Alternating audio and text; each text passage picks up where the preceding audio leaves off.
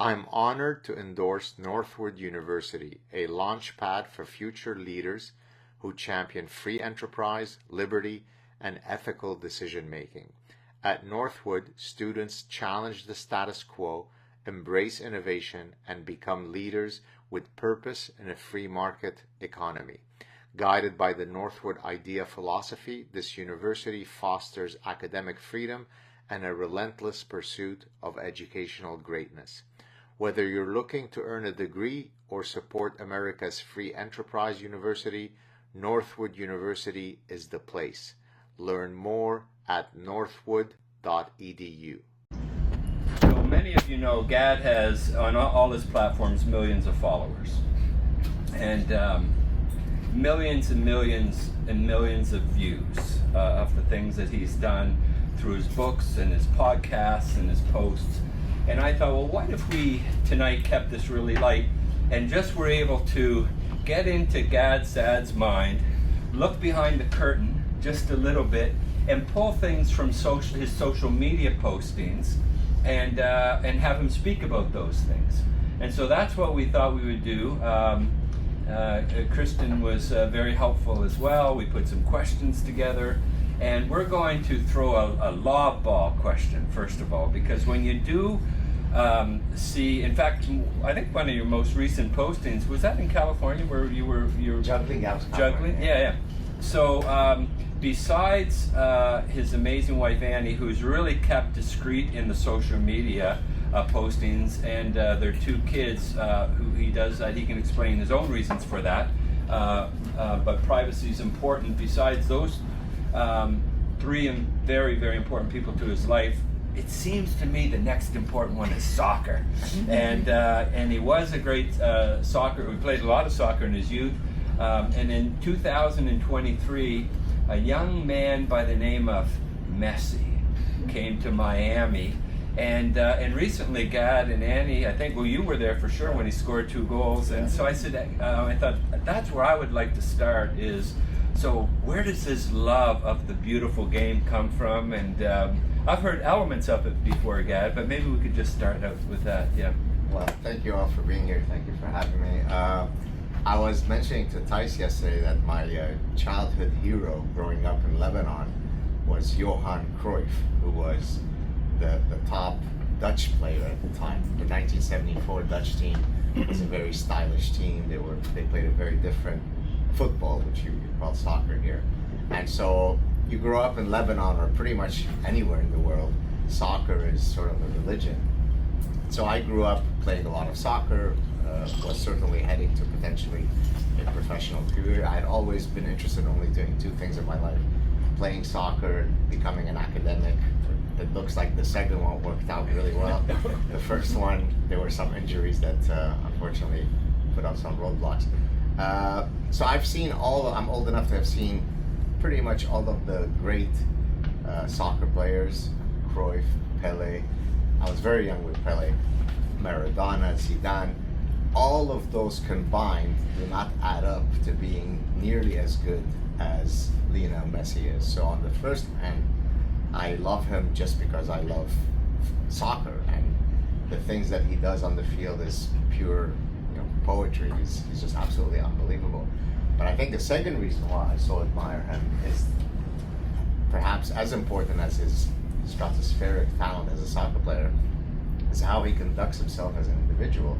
He has every reason in the world to have a chip on his shoulder, to be lacking in humility. He certainly deserves it. He's probably the most famous person in the world. And yet when you see him, he's just a regular guy. He never walks away from shaking someone's hand. He never walks away from hugging that kid that's in the corner. He never fakes injuries. In soccer, one of the things that's really unattractive is you're always diving to try to convince the ref to call a penalty for you. So he's very honorable. He's been a family man his whole life. He's been with the same girl since they first met. I think he was 9 years old, 8 or 9 years old, in Rosario, in a small town in Argentina. So he embodies all of the noble qualities that we all aspire to be. And he happens to also, as my wife always says, if I hear someone crying like a little girl in the house, it's probably my husband watching Messi. So for all of those reasons, I love him. And I should just mention that 2 years ago, one of the beautiful things about being in the public eye the way that I am is you get to meet people that you otherwise might have never intersected with. So 2 years ago, I received an email. I don't have the exact words, so I'm paraphrasing. Dear Professor Saad, my name is Jorge Mas. I'm the majority owner of Inter Miami. Inter Miami is the team that he plays for now. I know of your love of Lionel Messi, so anytime that you'd like, come down. You'll be my guest. You could meet him and so on. And so 2 years ago, I went down, and so be out there. There are rewards that come your way. So that's why I love Lionel Messi. And when you say he's the most famous, I didn't know how famous he was. He's the #1 followed person on social media in North America. 500 million people, followers, unbelievable. But I mean, even that doesn't really capture it. I mean, the World Cup final is, I think, watched by half of humanity. Yeah. So I can't imagine you could go to any small town in Pakistan or Africa where if you said Lionel Messi, people would know. I mean, people might know Elon Musk or not know Elon Musk. People might know Donald Trump or not know Donald Trump, but no one doesn't know Lionel Messi. Yeah. And yet, he's just a regular guy. Yeah, amazing. So let's switch to another love of yours. So you and I have spoken about this as we get a little older. Health is important to us. So food is another thing that you do a lot of posting on, and it could be you're at a restaurant, it could be here, it could be Shabbat, it could be some celebration like that. Just share where that comes from. I know Kristen and you had some conversations. You're both love to prepare and Right. Yeah. Well, my wife, and it's not just because she's here, she's an unbelievable cook. And actually, a few years ago, she had begun a YouTube channel where, I mean, you'd never see her face, but I would just film her making the food, and she would explain all the Lebanese food, precisely because we don't want to put her identity out there. Yeah. And the channel, I'm speaking in the past tense because she only did about 10 episodes. It was really going well, but then she decided, I don't want to do this anymore. The channel was called Food Satisfaction, SAAD. And so we never run out of puns with the name. My channel is called the Saad Truth, SAAD. And so it's easy to love food when you have such a great cook. But regarding the health issue, during COVID, when COVID started, I thought, okay, well, let's turn this dreadful situation into something positive. I was much heavier. I'd been a very competitive soccer player in my youth, but then progressively over the years, over the next 30 years, I had put on an unhealthy amount of weight. And so I used the COVID lockdown to lose, at my most, I had lost 86 pounds. Oh, wow. And now I think I've put on about 10 of those. Yesterday, if any of you saw me looking upset, we had gone to the gala dinner and I wore another jacket that didn't look as though it was fitting as nicely on me. And that really sent me into a spiral of anger. But to your point, I lost 86 pounds and I did it, not that any of you here looking at you, none of you need to lose weight, but maybe some of your family members or friends need to lose. First, my wife would keep track of every single calorie that went into my mouth, so that by the end of the day, she could tell me, you've eaten 1,542 calories, because she uses an app. And so I would try to never exceed about 1,500 calories. And then I would try to always do at least 15,000 steps, typically 15,000 to 20,000. Do that for 18 months and suddenly you become very svelte. That's it. Yeah, when I first met Gad, he was on campus, and he said, "Ken, I need to get my step. I never go for years now, right? Yeah, it's about 5 years. 5 years, never less than 10,000." And he said, "How far to go from the campus downtown?" I said, "Maybe 25 minutes or a half hour." And then I did some work. I was in the office, and I drove downtown, and Gad still wasn't there. And then, so probably like an hour and 10 or something, you're right? slightly underestimated. Yeah, I know. And then Mariama and I were walking downtown, and I was out about 45 minutes. I was halfway there, and I thought, uh-oh, this Gad was correct. But it's admirable, Gad. Thank you. Yeah, really, really good. So let's shift to a little bit more serious now. So some of you may not know that Gad taught a course on campus this year. Worked again with Kristen in the academic group, and it was wrapped around the parasitic mind. Look, that book, by the way, with about to sign in India, I believe. Yeah, I read. and the Persian rights. And the Persian rights. So I think this will make almost 30 foreign rights. I mean, unbelievable success. And so Gad designed a course just for our students, and look, we have great faculty. We have very good faculty. But I had several students come up to me. I know Kristen happened the same thing, because a couple of those students are children of people who work with us, and they said that it was the best course they ever had at Northwood. And so my question, before we get too far into academia, is the art of being a professor is something that is very difficult. I mean, most people think it's easy, but you seem to have mastered world-class researcher, the service, our research service and teaching, and you add on to that this craft that you've developed to be what our students have said, a fantastic teacher. Just talk a little bit about that. That's very sweet. Actually, when I was at the last event in Midland, one of the students at the President's Freedom Celebration, he gave me a card, and it had me tearing up, which it was. I mean, I couldn't. The words were really beautiful. Look, I try to, of course, teach the material, but then I always think, what would be some exercises, pedagogic exercises that I can give that can really drive the content home. And so for this course, which was the first time I was teaching it, based on the parasitic mind, I came up with 4 assignments that they had to do, which I'll briefly mention here.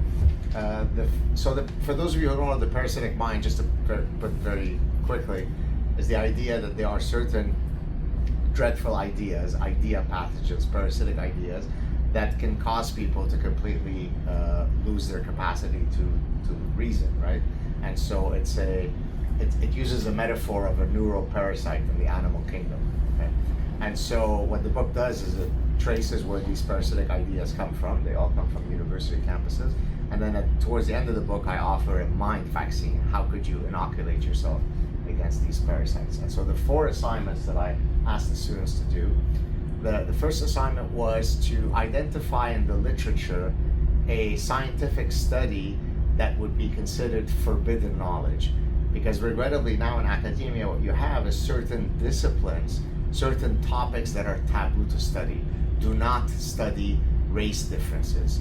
Do not study any research that might link psychiatric conditions to transgenderism. Don't study sex differences. Or if you study sex differences, if women are shown to be superior than men on a task, then go ahead and publish it. But God forbid, if the results show that men are superior on that task than women, then file those results, that don't ever show it, because then you are a misogynist, patriarchal pig. And so what I asked the students to do is to identify a study that would be construed as for an example of forbidden knowledge, and why it was important to not succumb to that reflex, why it was important for the researchers to actually do that study. So there they have to go into the literature and actually think about what would constitute forbidden knowledge. The second assignment, I always also try to link it to personal things in their lives. I said, okay, well, we're talking about wokeism, we're talking about parasitic ideas. Give me 3 examples from your personal or professional lives where you have faced some woke situation, and how did you handle it? And so now they have to go and try to think about, that time when I applied for a job and they asked me what my gender identity was and how did I, and so on. So that was the second assignment. The third assignment, so in chapter 8 of the parasitic mind, I implore people to activate their inner honey badger. And for those of you who don't know what that is referring to, the honey badger has been ranked as the most ferocious animal in the animal kingdom. It's the size of a small dog, yet it is so fierce and ferocious that when it comes across adult lions, the adult lions will move aside and say, "Sorry, sir, I didn't mean to block you." Why? Because it is truly fierce. So when I ask people to activate the inner honey badger, I'm not imploring them to be physically violent. I'm saying, look, if you have a set of principles that you believe in, don't cower. You know, don't suck your thumb in a fetal position. Stand up and defend your principles. Be a honey badger. And so what I asked them to do is, I asked them to go through the very large catalog of conversations I've had on my show with many honey badgers. I listed about 100 of them that run the gamut. It could be, for example, the current head of the NIH, Jay Bhattacharya, who was getting death threats at Stanford, and people were trying to revoke his tenure when he was arguing that maybe the COVID policies were maybe draconian and misplaced. It could be people who are criticizing Islam while living in the Middle East. Now that's a real honey badger if you understand the risks that you take for doing that. And so I asked the students to go through the catalog, identify one honey badger, and tell us about it. So now they have to kind of, again, link it to their lives and why that person motivated them. And then the fourth assignment, I asked them to develop a research question and a set of hypotheses that are within the general rubric of the parasitic mind. So what would be so just to give you an example of a study that I was doing with one of my graduate students, we were looking at whether your morphology can be predictive of the type of political positions that you hold. And actually there is some research, which I discussed in the parasitic mind, that shows that a man's physical formidability correlates to their political positions. So if I am very physically strong, I'm less likely to support policies of egalitarianism. If I am more weak and I cry and I suck my thumb and I watch Bridget Jones' Diary, then I'm more likely to say socialism is really lovely and it's kind and it's unfair for some people to be, make more money than others and so on. And so that's an example of my research based on my parasitic mind. So now they had to go out there and come up with their own ideas. So I think for all of these reasons, it turns out that I think it resonated with them. Yeah, well, it sure did, and the relevance and tying it back to themselves, based in research, and really good. I wish I took the course. So I'm going to stick with education here, and I think it's. Oh, somebody's. Oh, yeah. It's me. Yeah. Who else?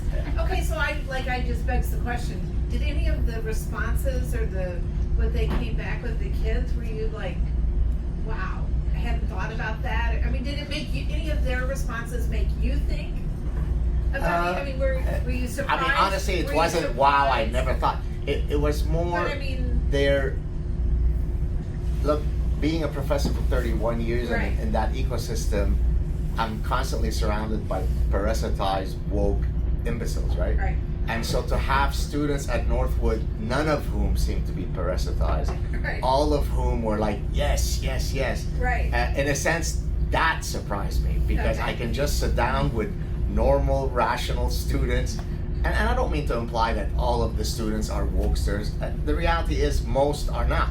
Right. But you always have some students in a 30-year career that are going to be problematic in that sense. So I think what surprised me in an incredibly positive sense is that just how put Engaged. Together they were. Yes. They were engaged, they were serious, they were fun, they were polite, they were not woke, and so more than anything, that's what I took away from my interaction with them. Good question, yeah. Thank you. So we're going to stick with education. It's not a surprise, Gad, that you have concerns with the academy, right? And what's happening on university campuses. And I'll talk about this a little bit on Wednesday, that this is not new. This has been going on for a long time. But recently on X, you posted this. I want you to stop and think about this for a moment. All of your children are being educated by academics. 95 to 99% of whom think that Kamala Harris would have been a far superior president than Donald Trump. These academics have used their minds to conclude that Harris better encapsulates the values of the United States, and you ended by saying, choose your universities wisely.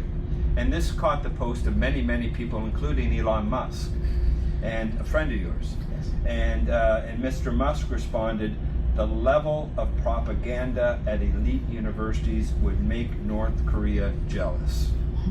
Can you share just a little bit more with us when you suggest to your readers people need to start to choose their universities wisely? Look, I know you've all gone to university, but you don't know how bad it is in there. Living day to day within an academic setting, it's absolute. And part of why I am so irreverent to all of this nonsense, because of the unique characteristics of my personality, I simply can't stomach the nonsense that I see.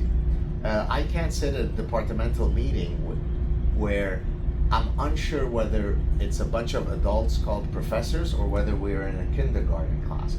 So the infantilization, and I hate to say it, and I hope that some of the ladies here are not going to be upset, but I'm hardly the first to say this. Many female academics who are honey badgers are saying that the feminization of academia is absolutely right. How are you all doing? How's everybody doing?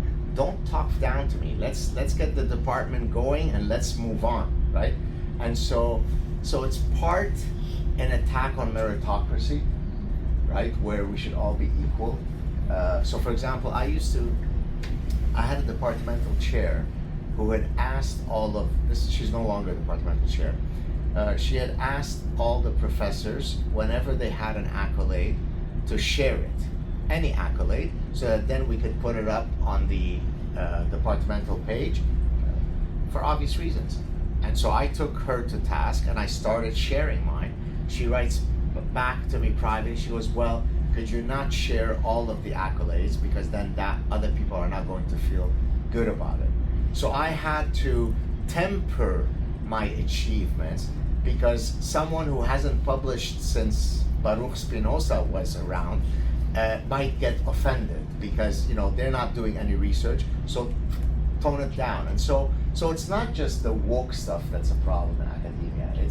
It's the attack on meritocracy. It's all of that stuff.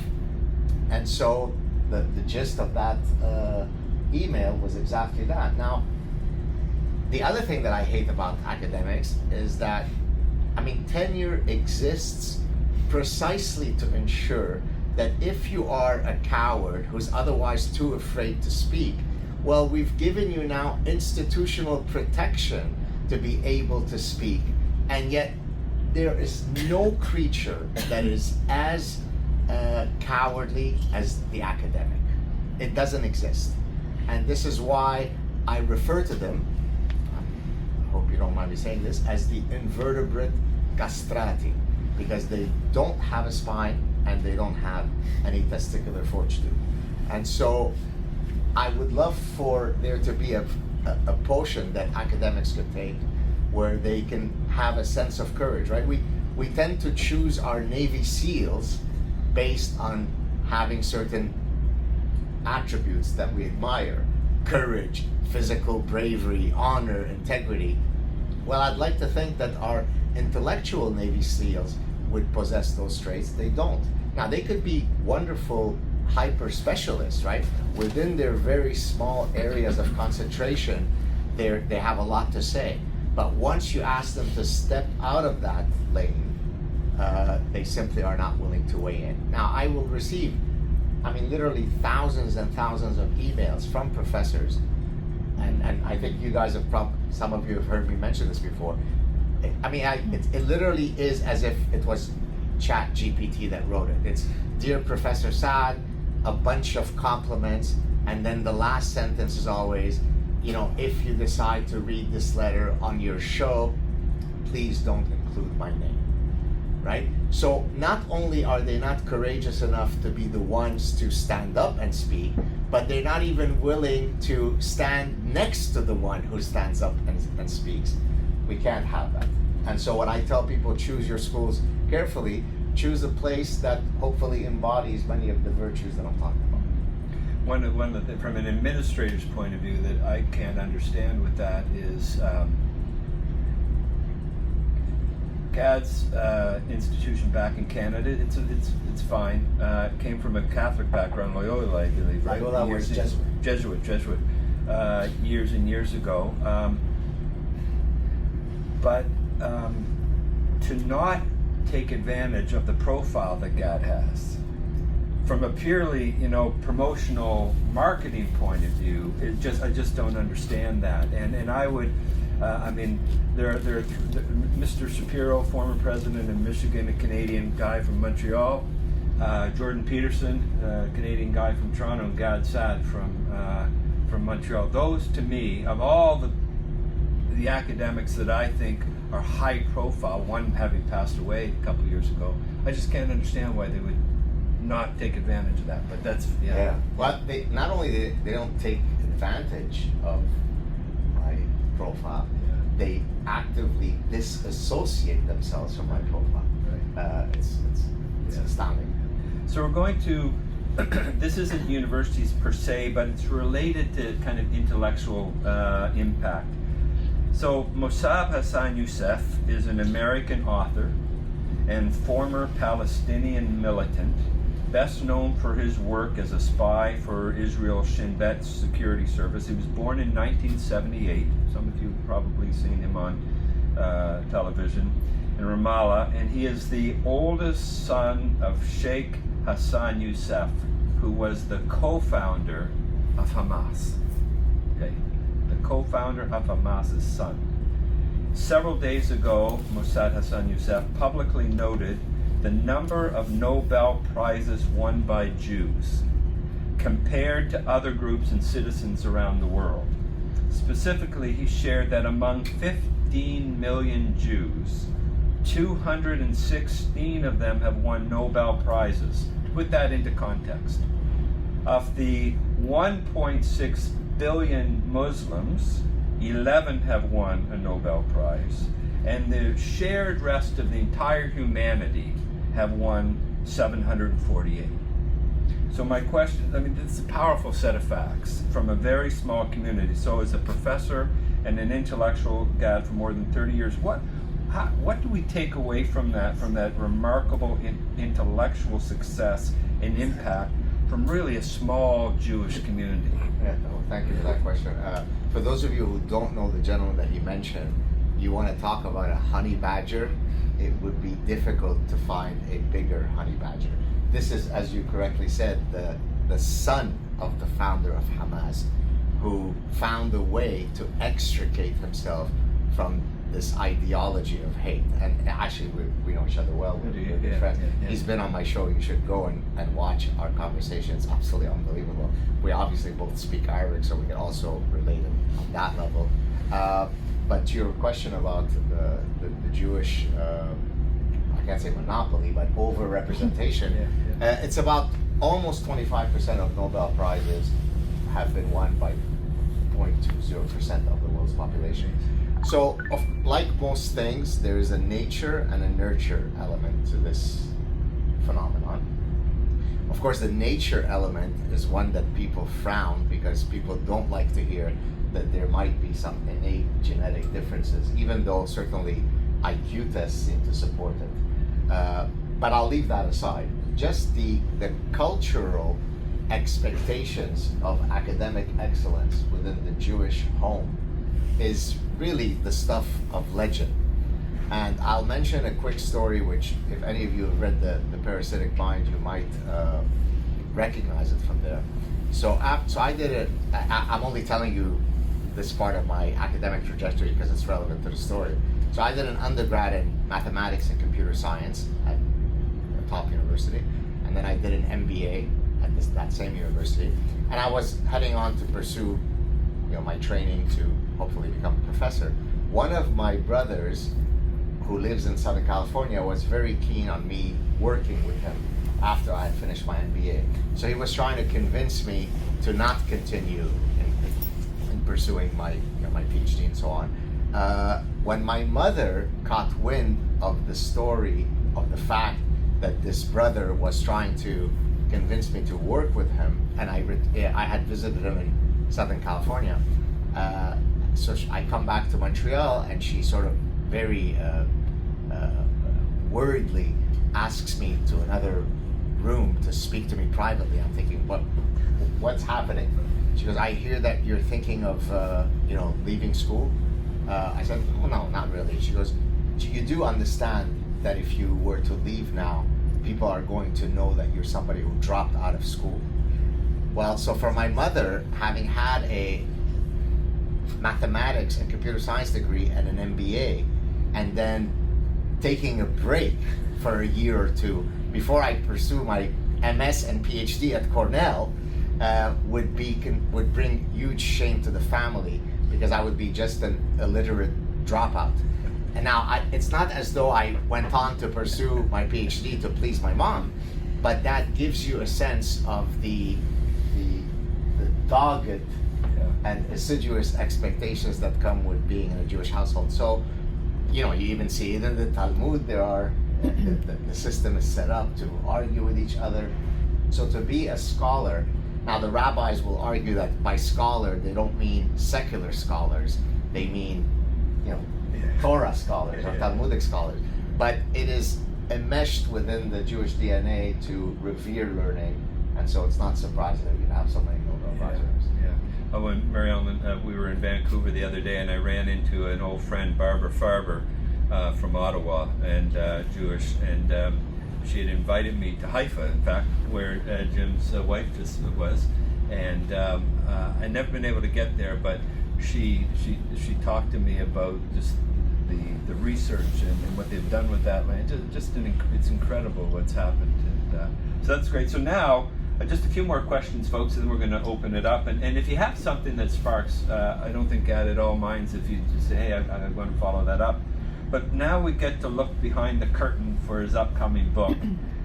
Recently, someone on X wrote that there was no more book ever that he was wanting to read more than your upcoming book, Suicidal Empathy. Well, Elon Musk has also said that. He did. In fact, in my notes here, I've seen him basically say, Gad, would you hurry up and get it done, right? You've attracted one of the world's largest publishers that you've shared. And there are just so many people looking forward to the book.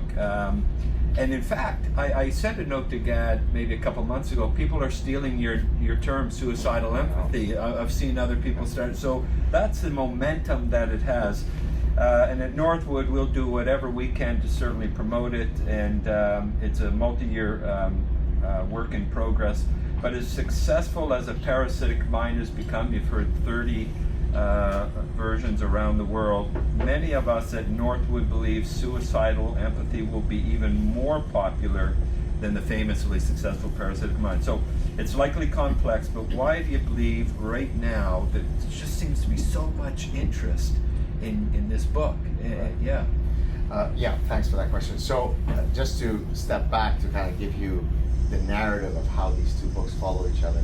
So The Parasitic Mind is, and I think I mentioned this briefly to Jim yesterday in our conversation, The Parasitic Mind explores what happens to your cognitive system when it is parasitized. Your cognitive system means your thinking.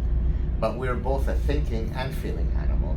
And so what suicidal empathy does is it completes the story by then saying, okay, well, for me to completely hijack your brain, I also need to parasitize your emotional system, hence suicidal empathy. But let me explain why I'm focusing on empathy in particular. So like most things in life, the sweet spot is where you need to find in order to have maximal flourishing, right? Aristotle explained to us 2,000 plus years ago in Nicomachean Ethics about the golden mean, right? Too little of something is not good, too much of something is not good, and there's a sweet spot somewhere, everything in moderation. And that exactly holds for empathy. So empathy as a virtue and as an emotion makes perfect evolutionary sense, because we're a social species, and as a social species we need to develop what's called theory of mind. Theory of mind means I need to put myself in the mind of Tice to be able to infer what he might be thinking for us to have a meaningful conversation. One of the ways, the main way you actually diagnose a young child as being autistic, you can't give a blood test. There is no physiological marker. You actually make them go through a theory of mind test, which they typically fail. So theory of mind is a fundamental feature of human sociality.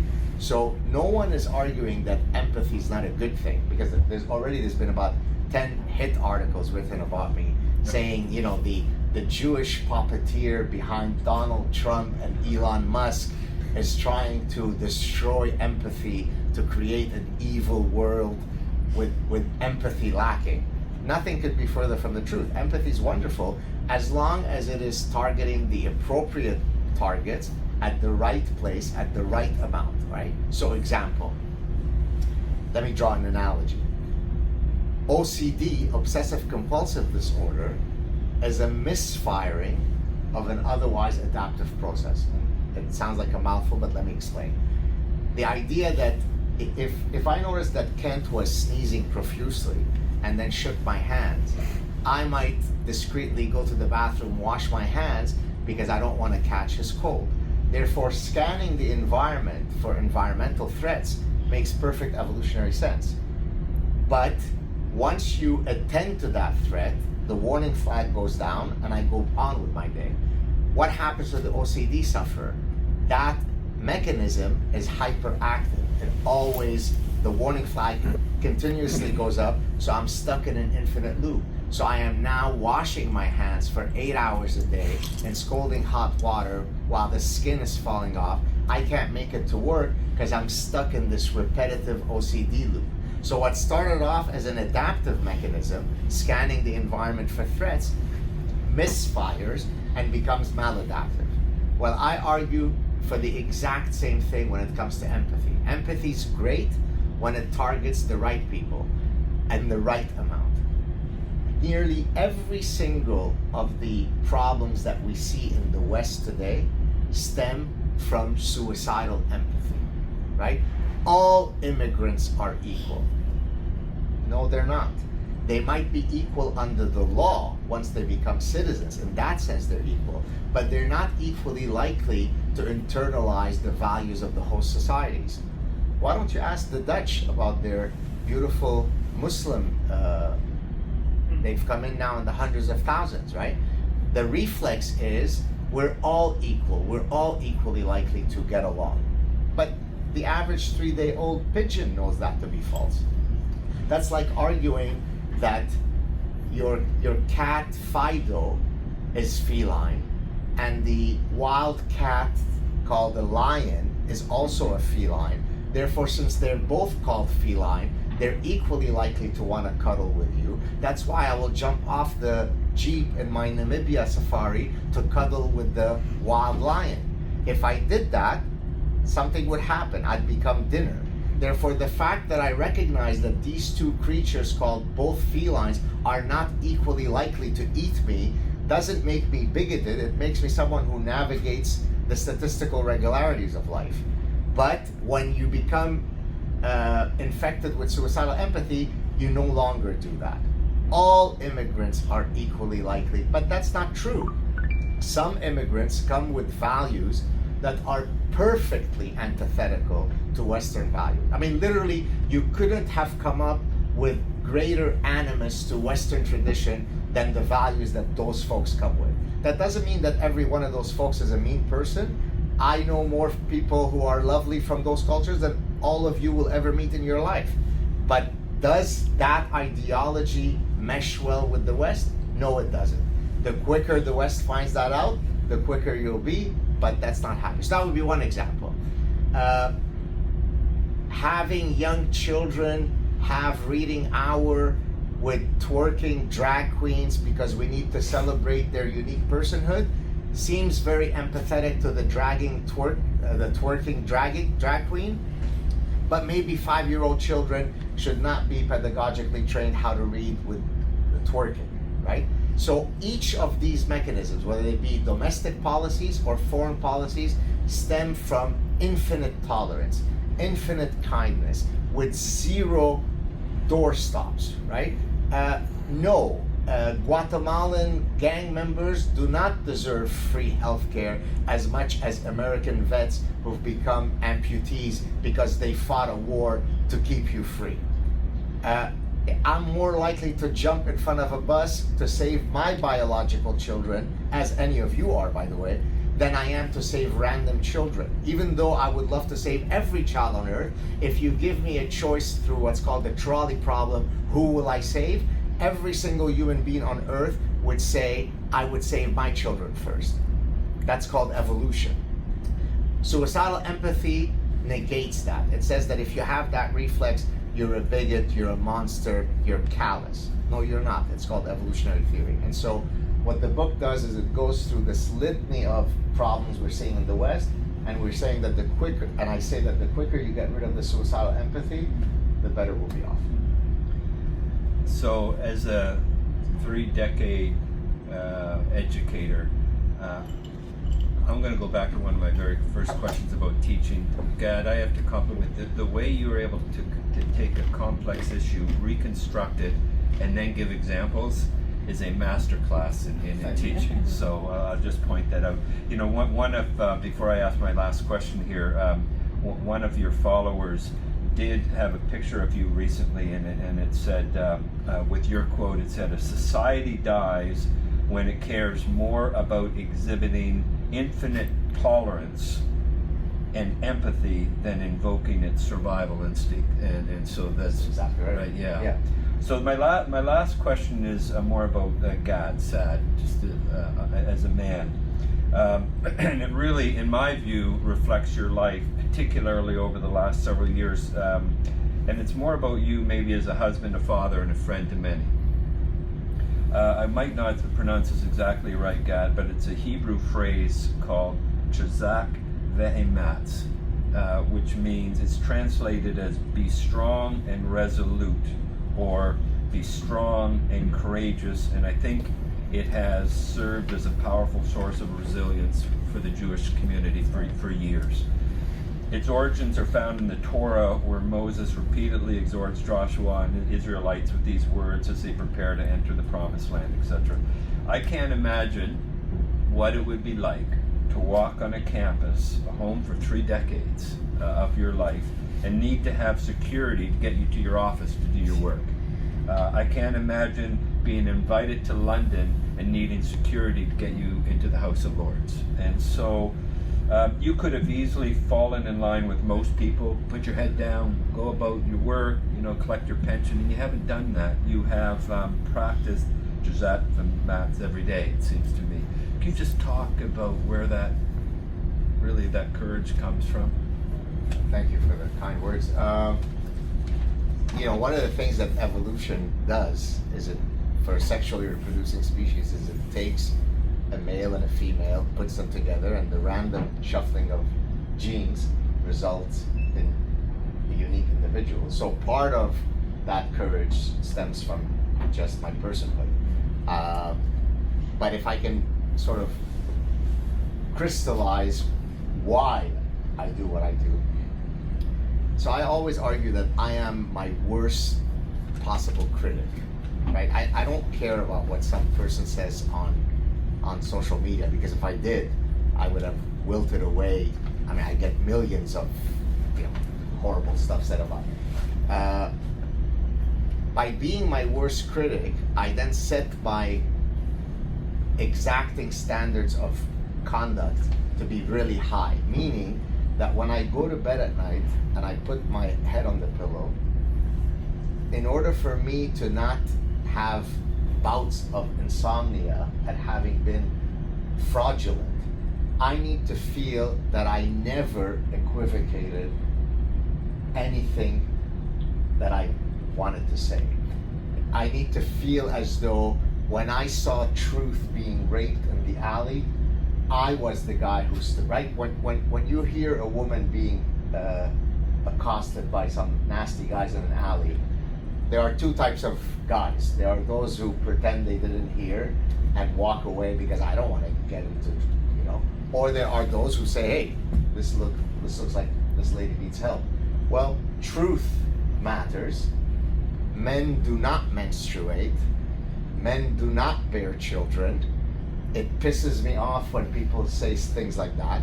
I feel physically ill that human beings can be so disingenuous, and therefore I speak out because I simply can't bear the other possibility of cowering. Because then, one of the reasons I think that people resonate well with me is because I'm very authentic. And I'm authentic because I have a strong sense of self, right? I may not be a tall guy, but I'm very tall. I walk tall. And that's just the unique combination of my genes. I simply can't equivocate my speech. One of the universities, by the way, that was very keen on hiring me and was throwing huge wads of money at me, I felt that their founder was saying, we love everything that you say and do, but the second that I heard him say, but, I said, I'm out of here. Because, and by the way, I'm not saying this because this is a Northwood event. One of the things that I loved in my 1 year at Northwood is that everybody is on exactly the same train. I never felt that anybody wanted me to equivocate a millimeter of anything. On the contrary, it was, thank you, speak out. And so, to our earlier question, if any of you have children that are looking for a school, whether it be them going to Northwood or some other school, you want them to be at places where that ethos is enmeshed within the DNA of the institution. So I speak out. One of the fundamental premises of any university is to seek the truth, and that's why we exist. And so it ties in nicely to a full career. Questions that you might have on your mind while we have a few more minutes? Anything?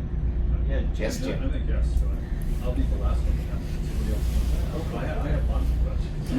You can order so many things, what you said. Questions, not monologues, yes? Not a monologue. Yes. Question.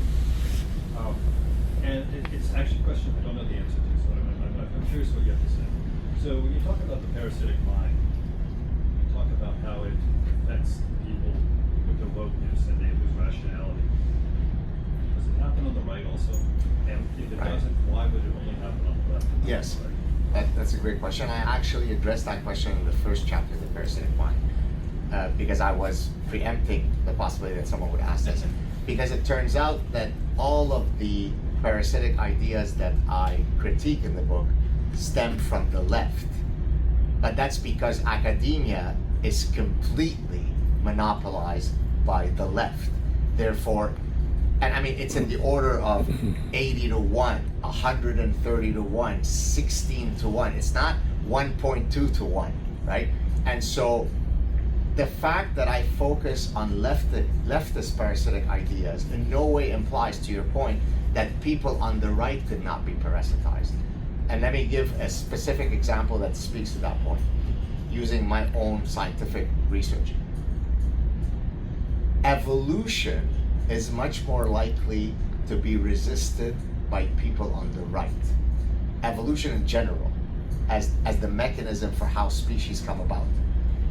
Evolutionary psychology, which is the application of evolution to the study of the human mind, is much more likely to be resisted by people on the left. So this is a perfect example how, depending on whether you're talking about evolution or evolutionary psychology, it's either people on the right that are parasitized or people on the left. So no, the architecture of the human mind is not such that only people of one persuasion can be parasitized. But when it comes to the university ecosystem, yes, almost all parasitic ideas are from the left. So I'm just looking at the clock. Other people have some commitments. We're together for another 5 days. That you might, pull Gad aside and say, being able to sleep on this, I've got a question. I would encourage you to do that. And with that, Gad, This was fabulous, and I can't thank you enough.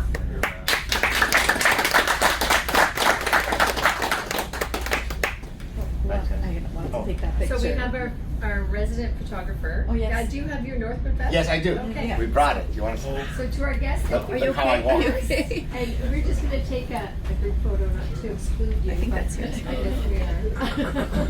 Gad gave us permission to exclude. Did you want us to go outside? We want to go outside. Yeah. So do we leave our jacket here? Sure. Yeah, you can leave anything in here until we come back. Yep.